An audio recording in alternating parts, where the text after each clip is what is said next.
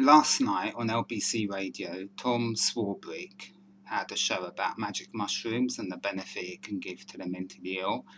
I personally think it's a fad. I think it's another bogus psychiatric treatment. I think it's, similar to all the treatments of the past. And I just wanted, rather than do a video and tell you my opinion, I thought maybe I'll just put a snippet of the show I did with him on, because they don't usually let me on the show.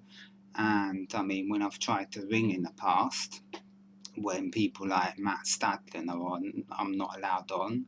Only people who are pro psychiatry are allowed on. So I'm really grateful that Tom gave me the opportunity to speak. Also, I think more people that are anti psychiatry should ring the show. There's no point on Twitter, people like Lucy Johnston, Joanna Moncrief, Duncan Double, the Critical Psychiatry Network, the Council for Evidence-Based Psychiatry. There's no point in all of us going on Twitter when pro-psychiatry is dominating the media. They're the ones that are telling the public, to access treatment, and no one else is giving an alternative view. Not everyone's on Twitter. So when LBC does a show, I think other people should ring the show too, that are anti-diagnosis, anti-psychiatry, critical psychiatry. Otherwise, we're not going to change anything. People like Natasha Devon, every week she's allowed on the show to spout her nonsense. Yesterday, she was on there with an award-winning mental health colleague. She said herself that her friend was Nikki Graham, and, poor Nikki, after having accessed mental health services from the age of 9 on numerous occasions, who was friends with Natasha Devon, ends up dying of anorexia. And then they still go on the radio and tell people that they've got the answers. I don't think they do. I just don't. I think it's very audacious. And Natasha on LBC recently said she's got another book coming out. I mean, your own friend dies from mental illness and you're thinking about writing the book and promoting things. No, I don't buy it. Other people they let on the show, like Emma Kenny at one point, another one, her father was treated by mental health experts. He was sectioned under the Mental Health Act. Emma Kenny is a mental health expert. She was going on the show every week on Ian Dell's show. And what happened to her dad? He killed himself. They say they got the answer, and they tell the public we need early intervention. I mean, Nikki Graham had it at 9 years old. Would you want to give people intervention at the age of like a toddler or something? It's ridiculous. I think, they're causing a lot of harm by spouting this nonsense. We need to accept that mental illness isn't a disease, and that in itself will empower people to look for solutions to overcome their illness. Rather than, if you think you've got an illness or a disease, you've got no way of getting better. But if you know you haven't got an illness and a disease, at least you can look for things. And I'm not saying it's easy, and we'll all have different things that affect our mental health, but at least you're going in the right direction. And also, we need to change society and not have a one-size-fits-all school system, a one-size-fits-all working environment. It's only last week there was a documentary called Dispatches where they showed people on low wages being exploited at work in the gig economy. Some Amazon delivery drivers are urinating in a bottle, and then the presenter at the end of it says, well, with the COVID crisis, it's only going to get worse for people. And you think to yourself, if it's going to get worse, how's that going to impact people's mental health?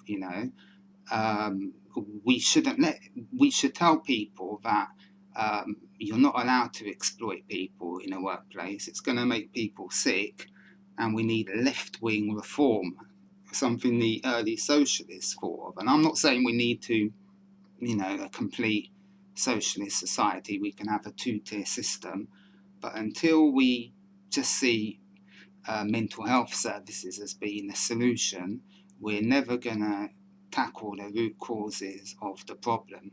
So I'm just going to play you now a clip of my opinion of this new fad of the magic mushrooms that everyone's been talking about in the media. I'll play my opinion, and I'd like to thank Tom Smallbrick for letting me on the show, and I urge him to look, more intently at the ideas of anti-psychiatry, because I think he's going to cause a lot of damage if we keep leading people up the garden path to nowhere.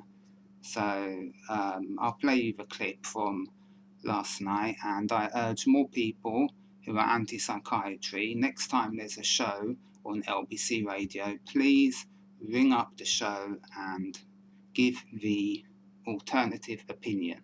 Otherwise, we're not going to change anything. So I urge Joanna Moncrief in particular, she's appeared on BBC News before, she should be ringing the show to give her opinion so we can change things for the better. Thank you very much, and here's the clip.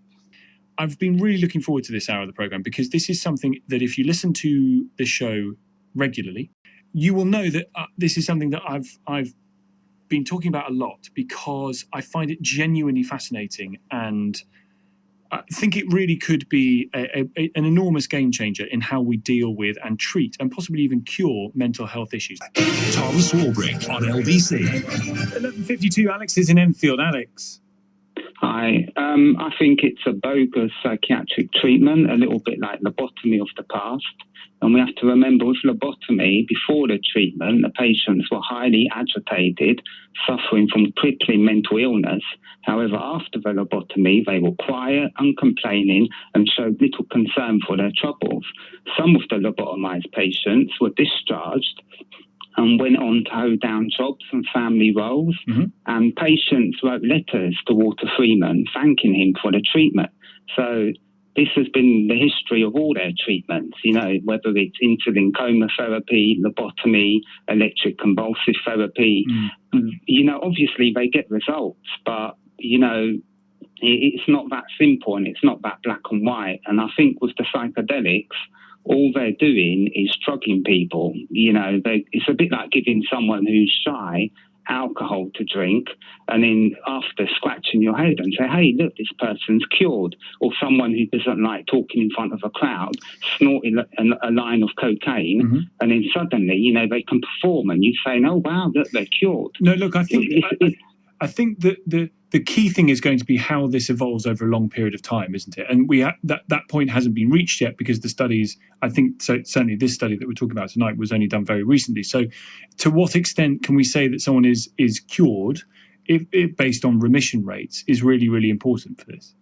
No, listen, all they do is shoot arrows into the dark and hope for results. Well, it's a tiny study. Well, Alex, it is a tiny study. You're right. They've had 200 years of research. And all you've got is this tiny little study with a few results. No, it's not just this. I'm sorry, that's wrong. It is not just this study that's the thing on which the idea about psychedelics being helpful for depression is predicated. I was going to talk to you about the stoned ape theory, but I want you to wait there, Alex, because I want to bring Robert in Sheffield in. Hi, Robert. Hello. I wonder what you make of what Alex is saying there. This is a fad. It will pass like the rest of it. Well, I think if you haven't experienced something yourself, you've got very little right to be able to talk about it. You know what I mean? I personally had, from the age of 17 for 25 years, I was on antidepressants. I was reading an article, and it was actually about microdosing in Silicon Valley, and they actually mentioned psilocybin in that. I was naive. I was completely unaware. But what they did mention was a study that had been done at Johns Hopkins. Yep. The use of psilocybin. So I read into that, consulted with my doctor, and honest to God, it's been life-changing.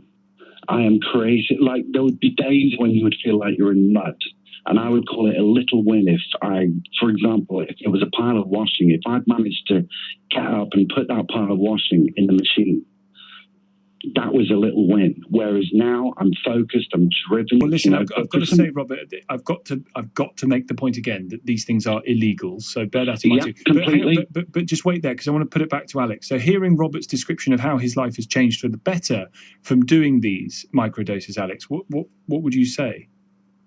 Well, it works by drugging him. I mean, Dr. Joanna Moncrief has got many books and YouTube videos, and lots of people know, it works by drugging him. They're not correcting an underlying biological disease. It's like taking cocaine and then going on stage and saying, oh, I feel miraculous and I'm cured. Well, of course you are. You've taken a psychoactive substance. That's all they're doing, and in the long term, maybe it will cause you like kidney failure or heart failure or other problems or difficulty coming off them, or maybe even make you more depressed over a long period of time. Who knows? But Robert, well, I'm going to say, Alex, Robert. Well, the key to microdosing is you don't take it all the time. You take it for a set period of time, because like any drug that you take, can build up a resistance to it. So it's not like you're popping magic mushrooms every 5 minutes. As I said, there's a very strict schedule. And if the gentleman, I forget, Alex, is it? Yeah.